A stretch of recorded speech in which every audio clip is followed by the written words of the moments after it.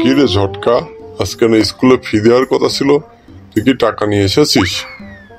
কি যে বলিস না তুই পটকা। আরে টাকা টাকা কিভাবে নিয়ে আসবো? বাবার থেকে তো টাকা আগেই নিয়ে খেয়ে ফেলেছি।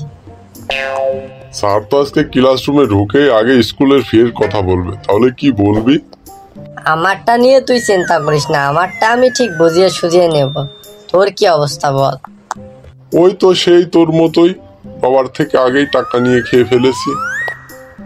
আমি তো আমারটা খেয়েছি, আবার সেই গেদু ভাইয়েরটাও খেয়ে ফেলেছি। আজকে তো ওকে দিতে চেয়েছিলাম, কি যে বলি বুঝে উঠতে পারছি না। ঠিক আছে, স্যার তো আসুক, দেখা যাবে কি হয়। এরে ঝটকা পটকা, গেদু ভাই এখনো স্কুলে আসলো না কেন? আজকে ওর কি আবার কিছু হলো নাকি? আরে না না, ও যে পাকনা, ওর আবার কি হবে, দেখিস চলে আসবে। হ্যাঁ, ওর তো আবার সবসময় অভ্যাস লেট করে আসা। না মানে স্যারও আসতে দেরি হচ্ছে, অনেকদিন হলো গেদু ভাইয়ের গান শুনি না। যদি আগে আসতে একটা গান শুনতাম আর কি।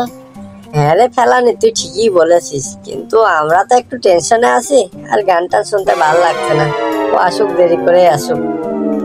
কিরে তোরা সবাই ফিসফিস করে কি বলতেছিস রে? না স্যার, তেমন কিছু না, আপনার আসতে দেরি হচ্ছে তাই আর কি বলছিলাম। ও হ্যাঁ হ্যাঁ, আমার একটু দেরি হয়ে গেল। তো তোদের না বলেছিলাম গত সপ্তাহে আজকে স্কুলের ফিসটা নিয়ে আসতে, কি সবাই এনেছিস? স্কুলের ফি দেবো আজকে, কথা দিছি স্যারকে, আমার টাকা নিয়ে খাইছে অটকা ছেলে পটকা। দেবো দেবো দেবো বলে আজও দিল না, স্যারকে আমি কি বলিব ভেবে পাচ্ছি না। স্কুলের ফি দেবো বলে কথা দিছি আজকে, আমার টাকা নিয়ে খাইছে অটকা ছেলে পটকা। দেবো দেবো বলে আসো পটকা দিল না, স্যারকে আমি কি বলিব ভেবে পাচ্ছি না। আরে স্যারকে আমি কি বলিব ভেবে পাচ্ছি না। ওই কিরা রে? স্যার আমি এই ক্লাসের একমাত্র ব্লুটুথ বয় ঘেটু। এই ঘেটু, তোর স্কুল আসতে দেরি হয়েছে কে? স্যার সে কথা বলতে গেলে বিশাল একটা ইতিহাস, আগে আমি জায়গা গিয়ে বসি তারপরে বলি। ঠিক আছে, তুই সিটে যাবি কিন্তু বসবি না। এবার বল তোর স্কুলে আসতে কেন দেরি হয়েছে? স্যার বলবো তাহলে? হ্যাঁ বল বল।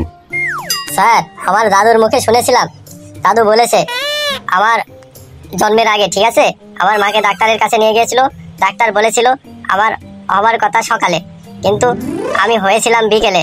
ওই যে আমার এই পৃথিবীতে আসতে দেরি হয়েছে, সেই থেকে আমার শুরু হয়েছে দেরি। এখন আমি যে কাজটাই করি, যখনই করি, আমার একটু দেরি হয়ে যায়। তোরা তো সব দেখছি ঈশ্বরে পেকে গেছিস রে। বেশি কথা না বাড়িয়ে স্কুলের ফিটা দেওয়া শুরু কর। স্যার আগে ঝটকার থেকে ফি নেওয়া শুরু করুন। এই ঝটকা, দিয়ে যা, স্কুলের ফিটা দিয়ে যা। স্যার আপনি এমন ভাবে বলছেন কেন? আমি কি কখনো বলেছি স্কুলের ফিস দেব না? না সেটা তো বলিসনি, তো এখন দিয়ে দে। দেবো স্যার, দেবো, একটু ধৈর্য ধরুন। তো এখনই দে না কে? না মানে স্যার, আসলে হয়েছে কি, আপনি আমার মুরব্বী গুরুজন, আপনার কাছে মিথ্যা কথা বলবো না।